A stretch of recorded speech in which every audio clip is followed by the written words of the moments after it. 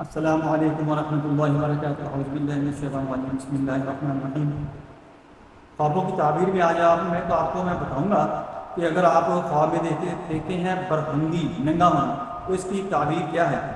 حضرت ابن سیرین رحمۃ اللہ تعالیٰ علیہ نے فرمایا ہے کہ اگر کوئی شخص اپنے آپ کو ننگا دیکھے اور طالب دنیا ہے تو غم و اندوہ پر دلیل ہے، اور اگر دیکھے طے بند باندھا ہوا ہے تو دلیل ہے کہ اطاعت اور عبادت میں کوشش کرے گا۔